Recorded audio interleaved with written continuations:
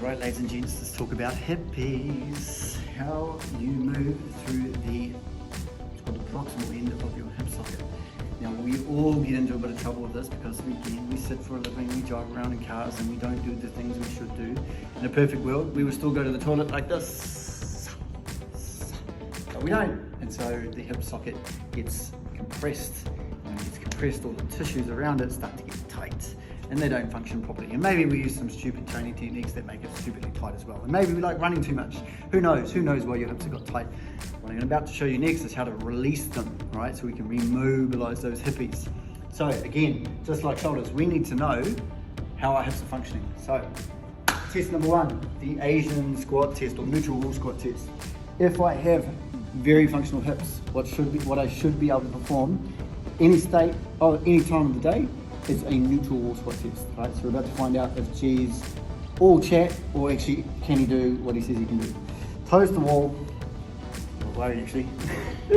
Hands behind our head, bracing our spine, hips out or knees out. Here we go, he's got it. Boom, all right, and we should be able to move ass to grass, just like that. But I know I've still got some tight bits in my hips, and let's look at how we can improve that. All right, rabbits, look at this, we're outside. Okay, let's talk about your adductors or the inside crest of the hip. Now to set this one up, she's a little bit funky, so follow me. We're gonna create a distraction, all right? So a distraction creates a gap inside the head of the femur, decompresses our hip socket. Now, once that's inside crest of the hips, we're gonna take a step forward to take up resistance.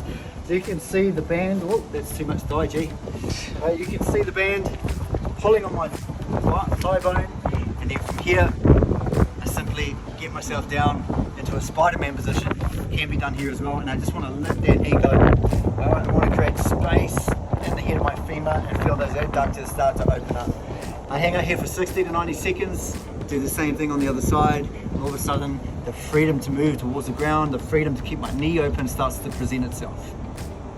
All right, once we've got our adductors in place, we can then go after our hamstrings. We don't have to change anything. Keep the band in the same place. Come up into standing. We're gonna floss those hammies, get after those hamstrings. So for you guys who can't touch the ground and you wanna get more hip hinge, we can do this. Distraction at the top of the femur again. Front leg forward, same band, same leg. Then from here, I'm reaching for the floor. I can bend my knee and then I try to straighten my knee. And that band is helping me to create more range of movement.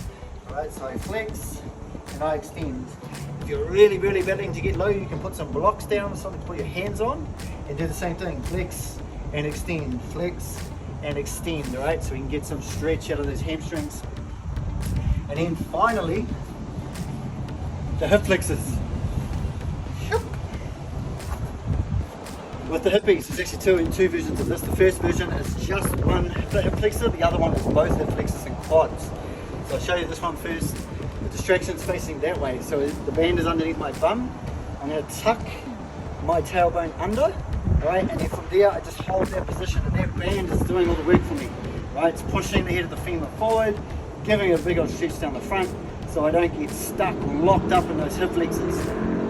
Then, if you're really brave, okay, really brave, you can do the reverse Nordic.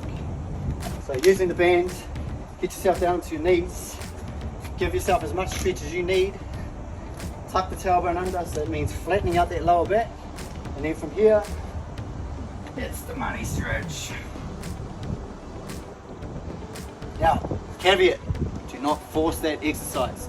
Alright, you may not want to go that far back. You may not be ready for that stretch, right? So that's only for the people who are starting to get looser in the front of their quads, in the front of their back, so the front of their hip flexors, and they can go for that additional range. Or what you can do is put a seat behind you, go to the target and come back up. Go to the target and come back up.